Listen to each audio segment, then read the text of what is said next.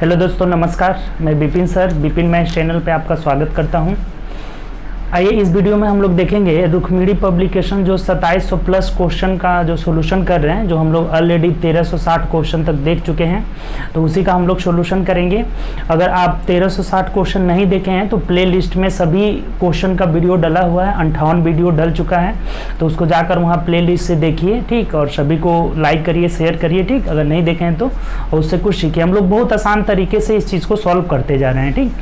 तो चलिए हम लोग 1361 से शुरू करना है, तो शुरू करते हैं। उससे पहले अगर आप चैनल पे न्यू होंगे तो चैनल सब्सक्राइब कर लीजिएगा और बेल आइकन प्रेस कर लीजिएगा, जिससे जो भी न्यू वीडियो आगे डलेगा उसका नोटिफिकेशन आपको मिलता रहेगा, ठीक।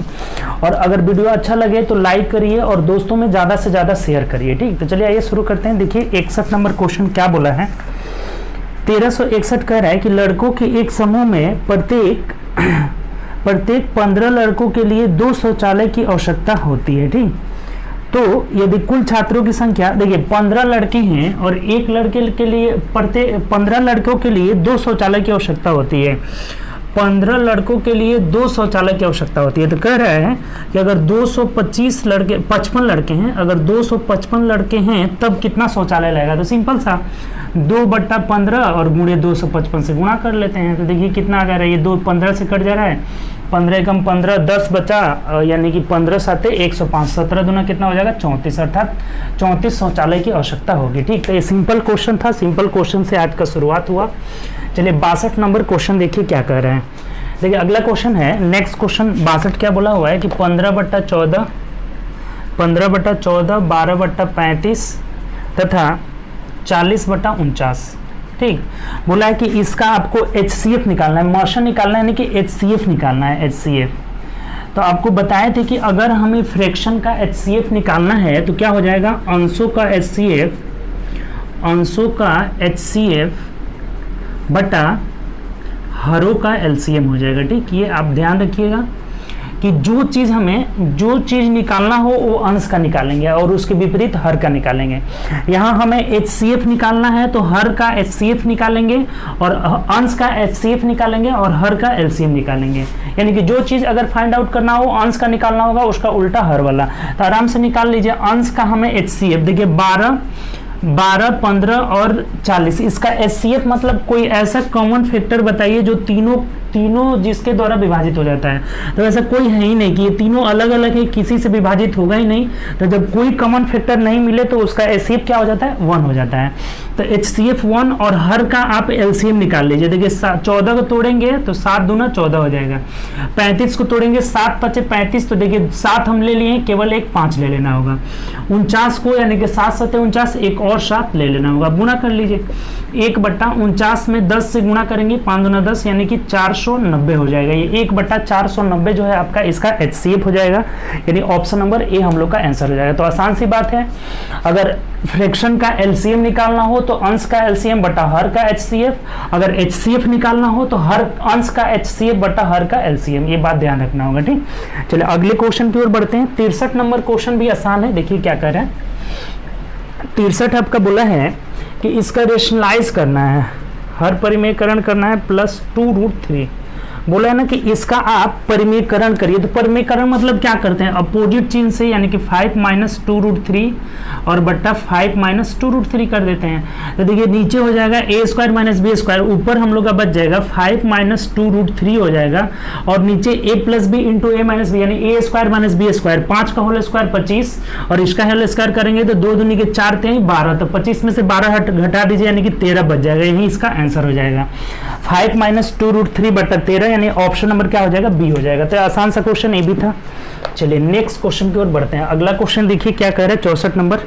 ये दो रीजनिंग का क्वेश्चन है, 12, उसके बाद भाग के लिए देखिए क्या बोला है कि भाग को हमें माइनस मानना है तो 6, प्लस का अर्थ क्या है गुणे, तो 3 दे देते हैं, माइनस का अर्थ क्या है तो प्लस दे देते हैं +2, और गुणा का अर्थ क्या है, तो गुणा का अर्थ आपका भाग है, तो यहाँ भाग का साइन दे देते हैं, 8 दे देते हैं, ठीक।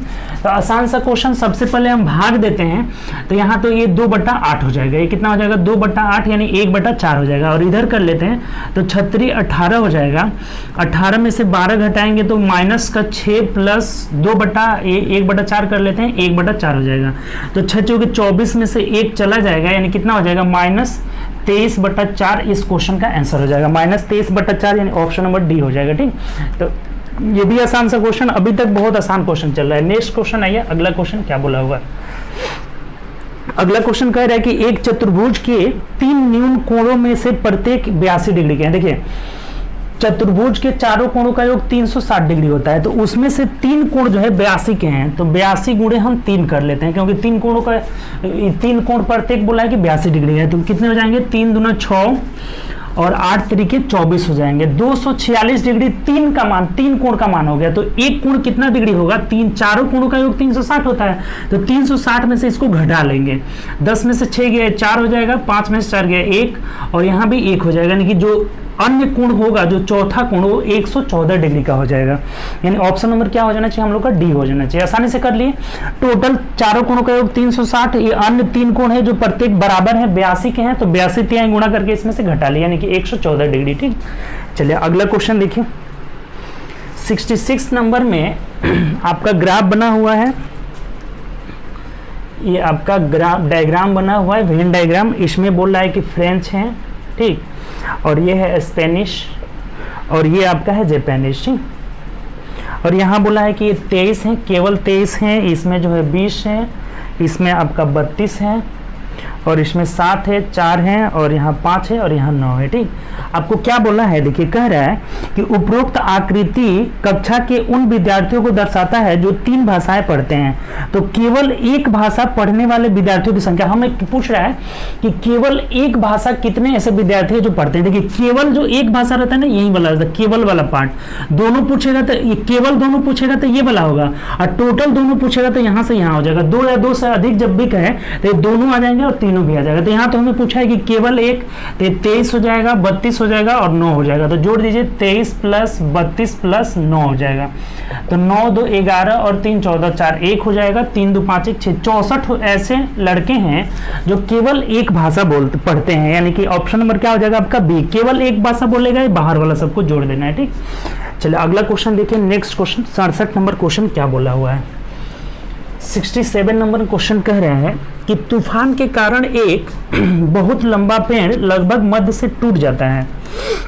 हालांकि टूटा हुआ भाग पेड़ से अलग नहीं हुआ और टूटे हुए पेड़ का शीर्ष पेड़ के आधार से 12 मीटर की दूरी पर जमीन पर स्पर्श करता है। देखिए, एक पेड़ है, ये बोल रहा है कि यहाँ से टूट गया है और ये जो टूटा हुआ भाग है ना, ये इसमें से टूट करके ऐसे ही गिरा हुआ है, ऐसे जमीन से जाकर सट जाता है। ठीक, ये टूटा हुआ भाग जो ऊपर है, और ये बोला है कि ये सट जाता है जो कि 12 मीटर की दूरी पर, जड़ से जो है 12 मीटर की दूरी पर जमीन को स्पर्श करता है। यदि जमीन से 35 मीटर की ऊंचाई पर पेड़ टूटा हुआ है, ये जो कहाँ कितना ऊंचाई पे टूटा हुआ है, तो ये 35 मीटर की ऊंचाई पे पेड़ टूटा हुआ है, तो आपसे कह रहा है तो मीटर में टूटे हुए हिस्सा, तो देखिए यही जो हिस्सा है ना कि टूटा हुआ है और ये नीचे सट गया, यानी कि ये वाला चीज हमें निकालना है, ये वाला जो टूट करके इधर गिरा हुआ है, ये कितना मीटर है यही निकालना है। तो देखिए कितना सिंपल हो गया, समकोण त्रिभुज हो गया, समकोण त्रिभुज में एक कर्ण निकाल देना है, तो ये कर्ण कितना हो जाएगा आपका √, ये दोनों का होल स्क्वायर करके जोड़ देंगे,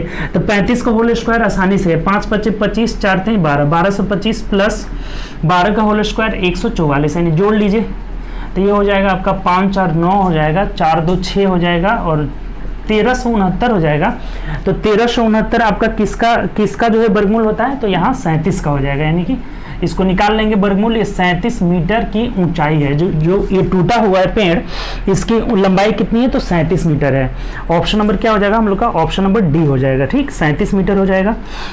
वैसे भी आप यहाँ से ये पूर्ण वर्ग होगा ही होगा, क्योंकि ऑप्शन जो है रूट में नहीं दिया हुआ है, ऑप्शन से भी कर सकते हैं। 9 है तो 7 ही होगा, या तो 7 होगा नहीं तो 3 होगा, तो 7 देखिए एक ही में ऑप्शन ही है, 3 वाला ऑप्शन ही नहीं है। ठीक, तो आंसर क्या हो जाएगा हम लोग का, तो ऑप्शन नंबर डी हो जाएगा। ठीक, चलिए अगला क्वेश्चन देखते हैं। 68 नंबर क्वेश्चन क्या कह रहा है। 68 नंबर क्वेश्चन देखिए क्या बोला हुआ है।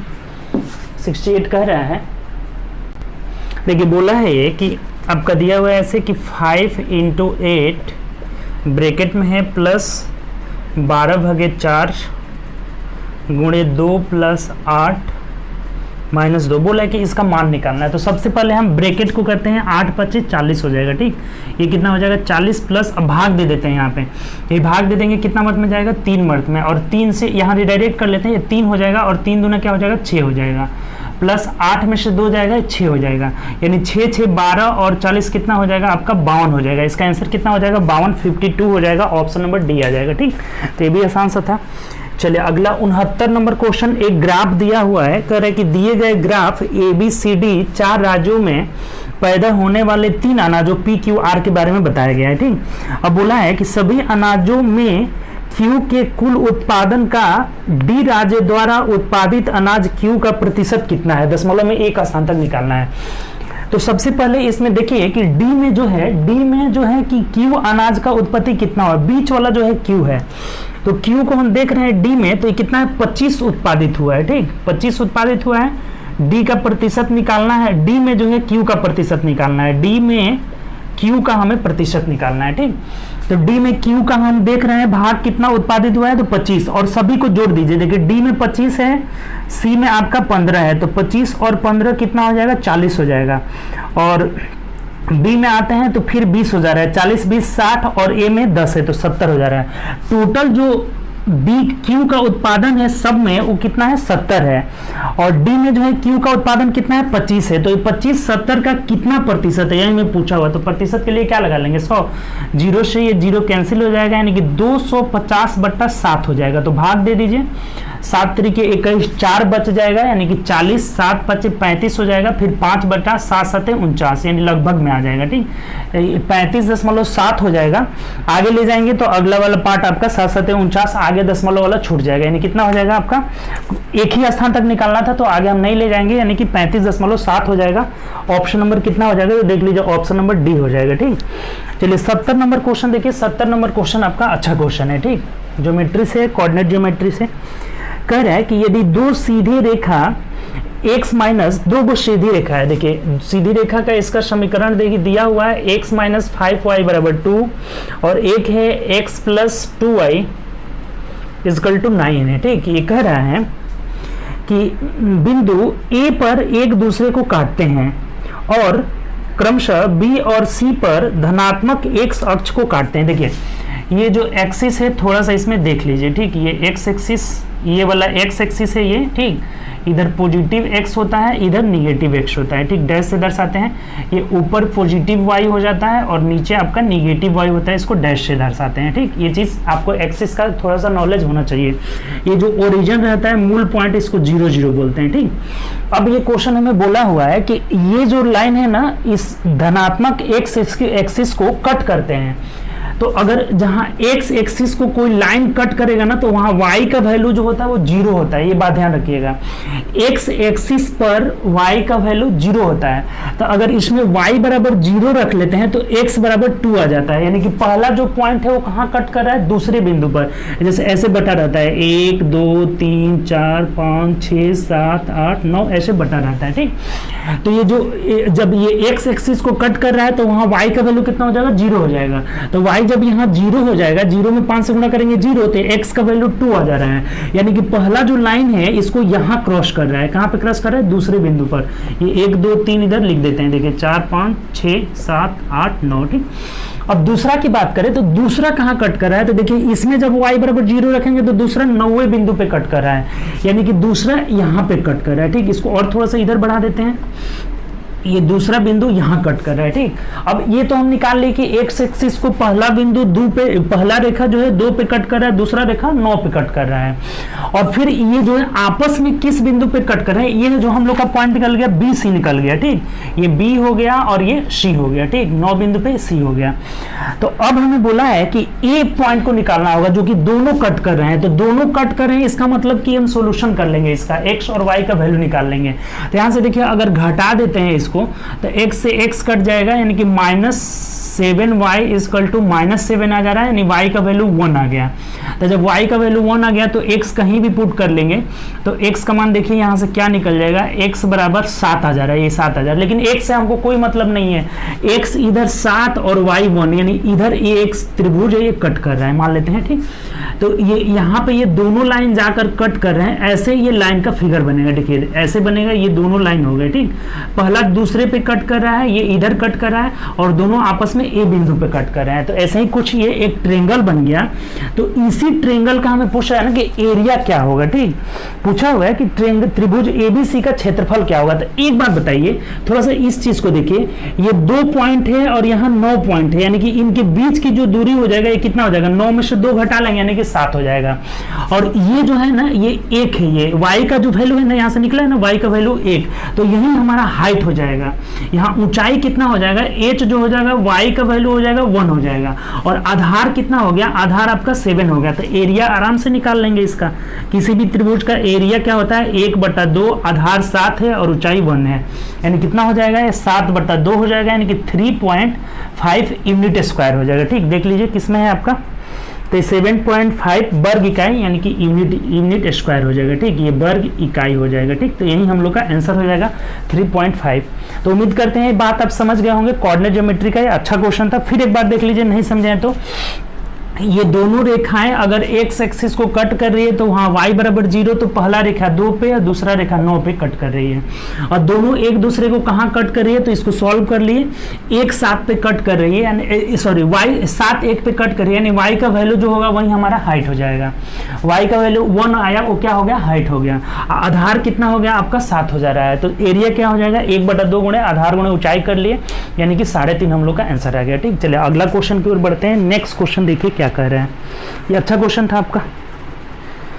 अगला 71 नंबर क्वेश्चन क्या बोला है, देखिए बोला है, ये तो ग्राफ से रिलेटेड आपका क्वेश्चन है। कह रहा है कि लड़कों के एक समूह में 25 जो है वॉलीबॉल खेलते हैं। देखिए 25 लड़के ऐसे हैं वॉलीबॉल खेलते हैं, कुछ क्रिकेट भी खेलते हैं, कुछ बास्केटबॉल भी खेलते हैं, ठीक। ये वॉलीबॉल बी से लिख देते हैं, बास्केटबॉल बी से लिख देते हैं, क्रिकेट को सी से लिख देते हैं, ठीक। इसमें हमें बोला हुआ है कि 25 लड़के, ये जो वॉलीबॉल खेलने वाले हैं ना, टोटल ये कितने हैं, 25 हैं, ठीक। उसके बाद बोला है कि 20 लड़के बैडमिंटन, ये जो बैडमिंटन खेलते हैं ये कितने हैं, 20 है, 20 लड़के हैं टोटल, ठीक। और क्रिकेट खेलने वाले कितने हैं, 10 लड़के हैं।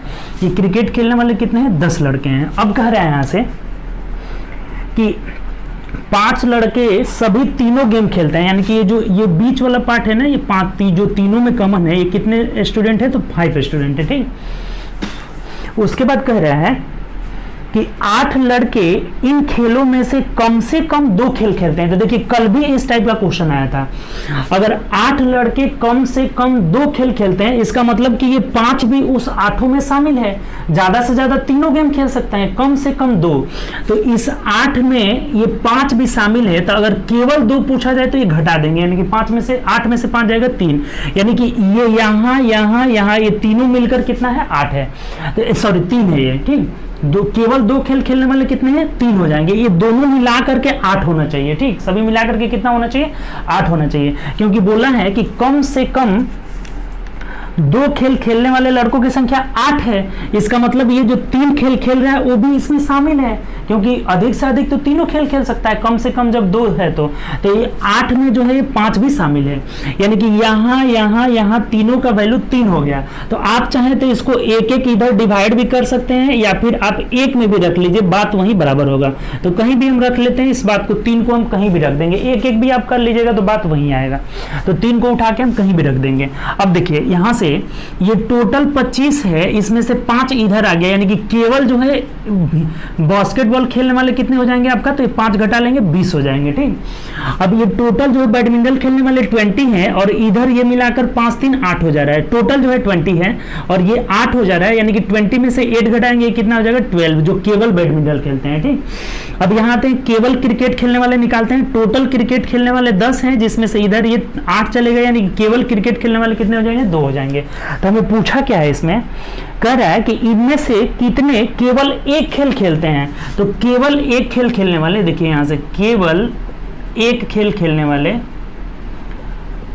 1 खेल खेलने वाले कितने हैं, तो जो भी 1 खेल है, 2 यहाँ है, 12 यहाँ है और 20 यहाँ है, सबको जोड़ लीजिए।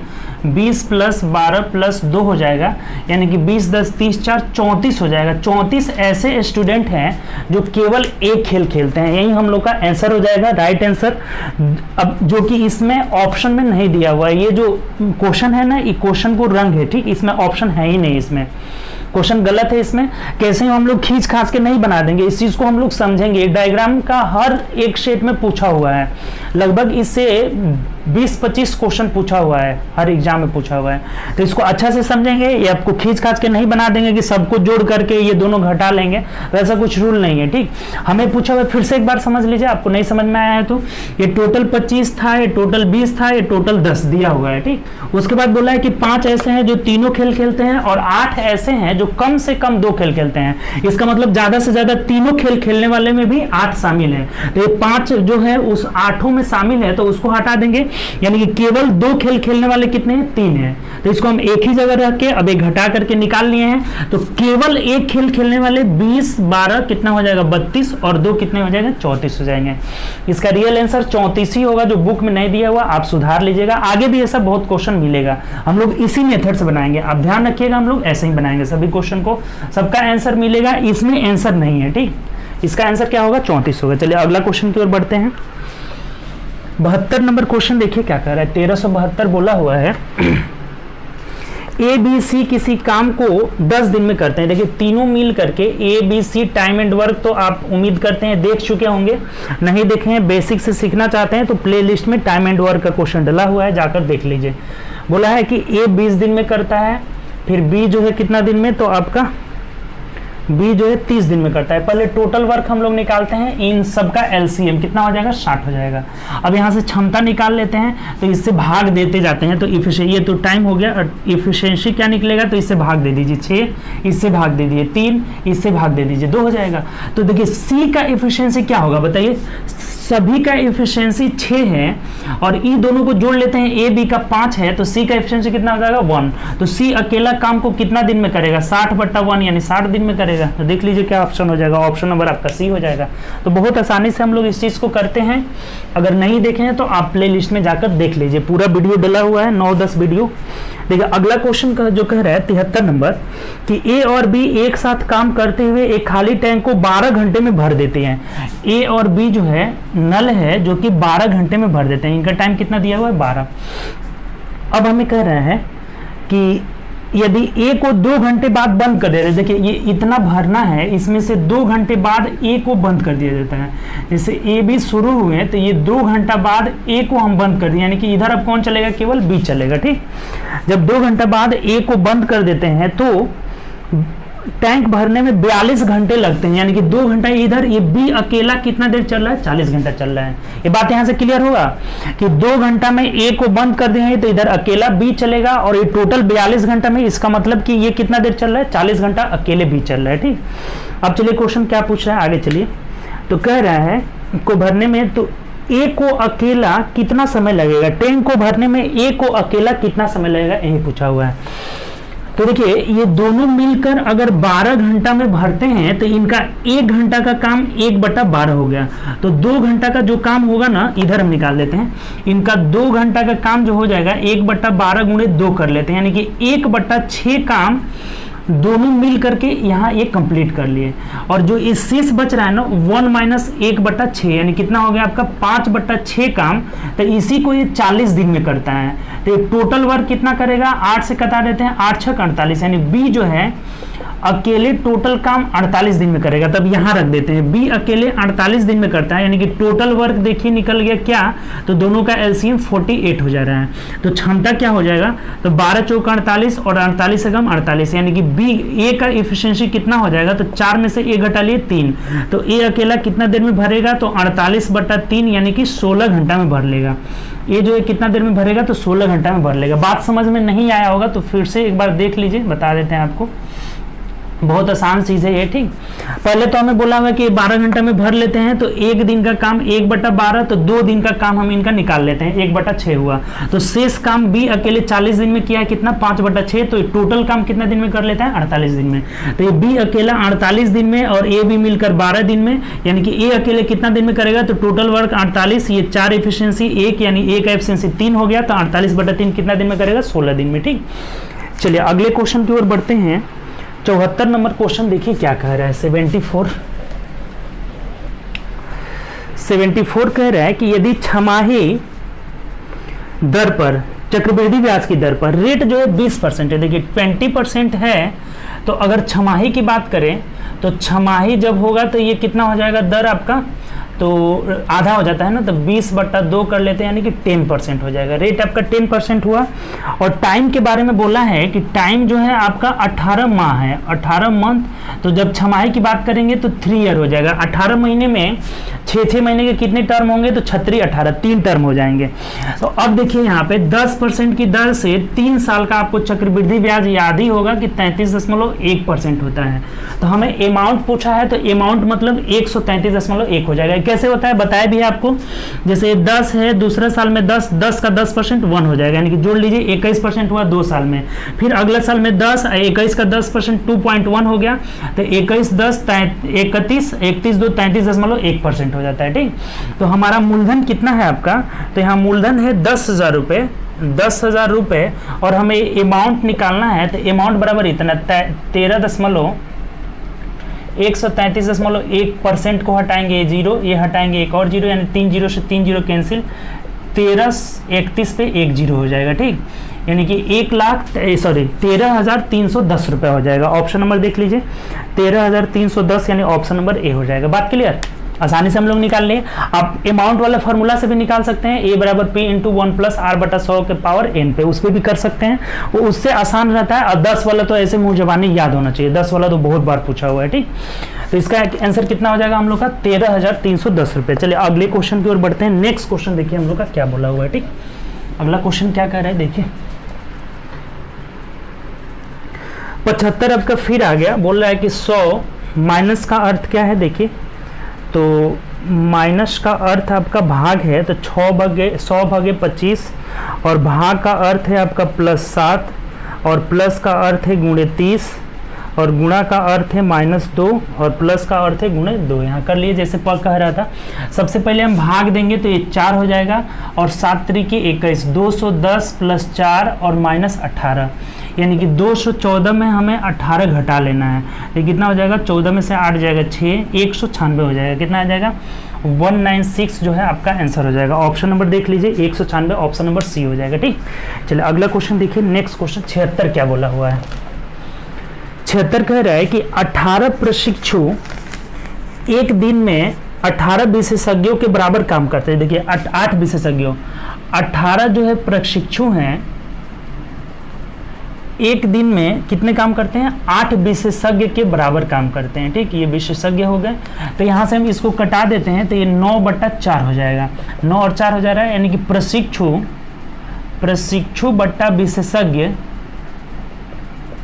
यहाँ दोनों का रेशियो 4:9 हो गया।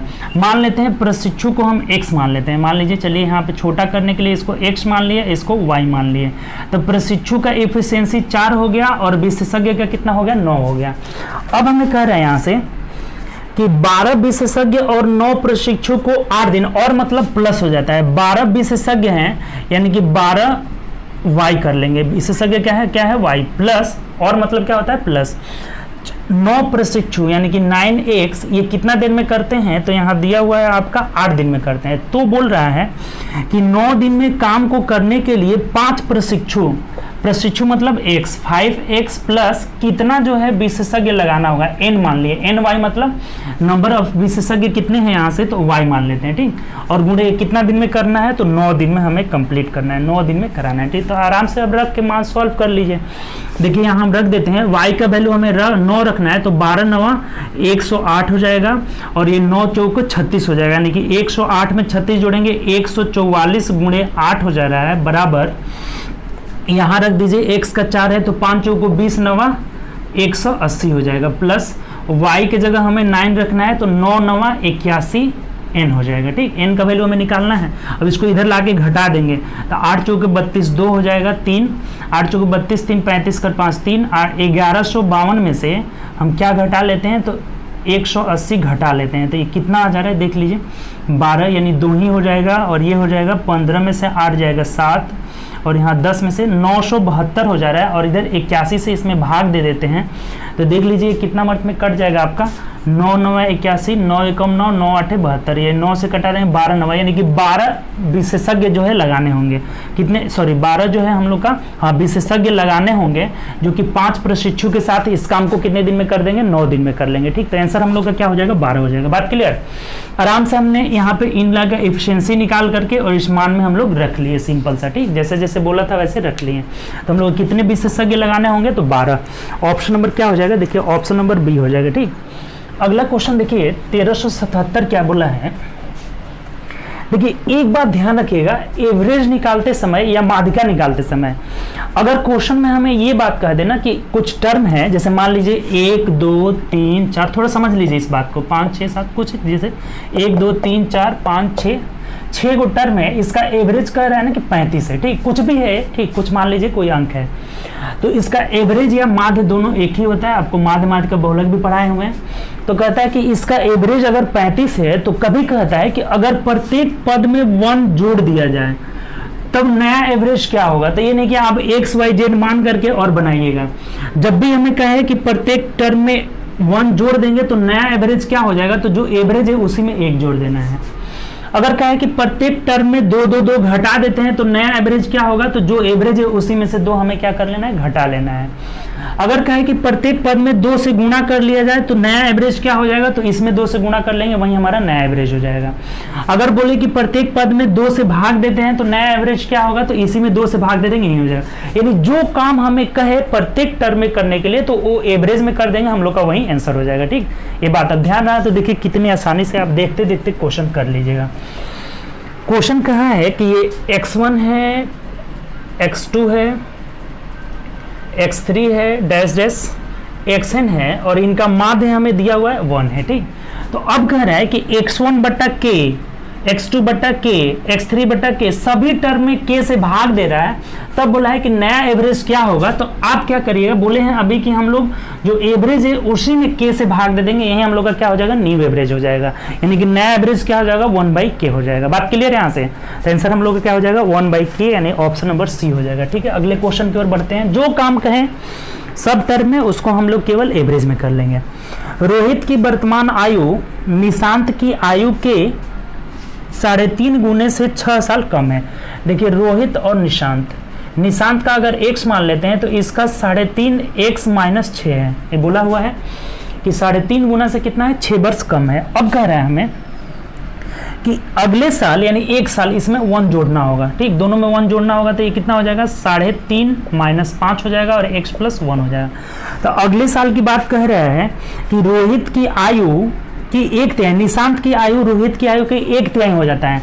यानी ये जो निशांत का आयु हो जा रहा है 1 साल बाद, ये इसका यानी कि 3.5 x है यहाँ पे -5 का 1/3 यानी 1/3 हो जा रहा है। यही हमें बोला हुआ है कि निशांत का आयु रोहित के आयु का कितना हो जा रहा है, 1/3। तब आराम से कर लीजिए, इधर तिरछा गुणा करेंगे कितना हो जाएगा, 3x + 3 = 3.5x। x छूट गया है जी, बार बार क्यों छूट जा रहा है देख लीजिए, 3.5x हो जाएगा और -5 हो जाएगा। अब एक साइड कर लीजिए, 3 में से ये घटाएंगे हम तो ये 3.5 हो जाएगा ना, इधर से घटा लीजिए तो 0.5x = 5 दिन 8 हो जाएगा। तो ये पॉइंट हटाएंगे 0 हो जाएगा, यानी कि 16 × 5 = 80 हो जाएगा। 16 x का वैल्यू 16 आ जा रहा है। तो देख लीजिए अब आपसे क्या पूछा हुआ है। तो कह रहा है कि रोहित की वर्तमान आयु, यही ना रोहित की वर्तमान आयु था, तो रोहित की वर्तमान आयु कितना हो जाएगा, 16 × 5 = 80, 8 16 × 3 = 48, 8 कितना हो जाएगा, तो 56, यानी कि 56 - 6 यानी 50 वर्ष हो जाएगा। ठीक, रोहित की वर्तमान आयु कितना हो जाएगा, 50 साल हो जाएगा। ठीक, तो एक आसान सा ही क्वेश्चन था, सिंपल से हम लोग कर लिए। ये अगर कह रहा है हमें कि ये इसका जो है 3.5 गुना से 6 वर्ष कम है, 1 साल बाद की बात किया है तो दोनों में एक जोड़ लिए हैं तो 1/3 हो जाता है। यहाँ से x का वैल्यू 16, तो इसमें रख लिए वर्तमान में, तो 16 5 80, 16 48 8 कितना हो जा रहा है 56 में से 6 घटा लिए 50 साल हो जा रहा है। ठीक, जो पूछा था वो निकाल लिए। अगला क्वेश्चन देखिए 79 नंबर क्वेश्चन क्या बोला हुआ है। 79 कह रहा है कि 10 प्राप्त करने के लिए 5.62 और 3.76 के अंतर में क्या जोड़ना होगा। तो पहले इनको घटाइए, 12 में से 6 गया 6, यहाँ कितना बच गया आपका 5, 15 में से 7 जाएगा 8 हो जाएगा और यहाँ 1 हो जा रहा है 1.86। इसके अंतर में हमें 10 पाना है, तो 10 प्राप्त करने के लिए अंतर में क्या जोड़ना होगा, यानी कि 10 में से इसको घटा लेंगे हम, क्या जोड़ना होगा तो निकल जाएगा हम लोग का। देख लीजिए क्या हो जाएगा, 10 में से 6 गया 4 और यहाँ हो जाएगा 9 में से 8 गया 1 और इधर कितना हो जा रहा है आपका, तो 9 में से 1 गया 8 हो जाएगा। 8.14 हमें 10 में से 10 प्राप्त करने के लिए इनके अंतर में क्या करना होगा, जोड़ना होगा। तो ऑप्शन नंबर डी हो जाएगा। क्लियर, ये सिंपल सा जोड़ घटाव था दशमलव का। 80 नंबर क्वेश्चन देखिए क्या बोल रहा है।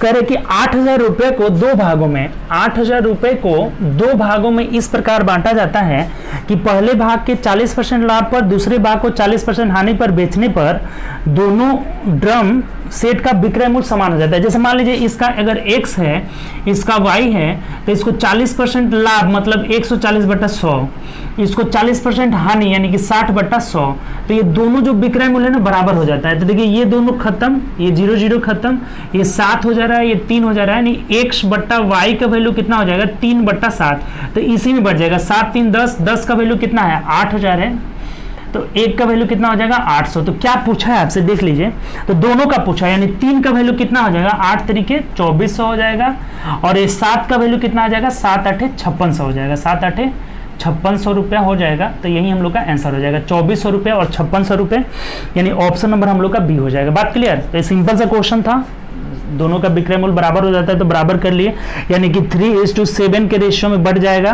तो 10 का वैल्यू 8,000, तो 1 का वैल्यू 800 हो गया, तो 3 का वैल्यू 2400, 7 का वैल्यू 5600। क्लियर। तो हम लोग का 20 क्वेश्चन का जो टारगेट था उसे कंप्लीट किए। तो चलिए अगले वीडियो में हम लोग मिलेंगे अगले क्वेश्चन के साथ। तब तक आप घर पे बैठ के वीडियो देखिए और एंजॉय करिए, ठीक, और अपने पढ़ाई को अच्छा से सस्टेन कीजिए, ठीक, अच्छा से उसको पढ़ाई कंटिन्यू रखिए। अब ऐसे नहीं कि आप अफवाह में पढ़ करके निगेटिव, देखिए कभी भी जो है माइंड में निगेटिव चीज़ नहीं भरना चाहिए, ठीक। निगेटिव चीज़ आपके माइंड में आएगा तो उसी को देख करके आपका माइंड वर्क करने लगेगा फिर से, ठीक। जहाँ निगेटिव चीज़ आया तो आपका माइंड ऐसे सेट है कि आपका माइंड पीछे चला जाएगा, फिर पीछे चले जाइएगा। जैसे कि लॉकडाउन में हम लोग का जो इकोनॉमिकल कंडीशन जितना आप पीछे जाए उसका तो कोई ठिकाना नहीं है, तो उसी तरह से अगर अपना पढ़ाई ठप कर दीजिएगा तो आप भी बहुत दिन पीछे चले जाइएगा। तो इसलिए आप लोग पढ़ाई करते रहिए, घर पे बैठ के अच्छा से पढ़िए, ठीक। चलिए ओके बाय, अगले वीडियो में फिर से मुलाकात होगी।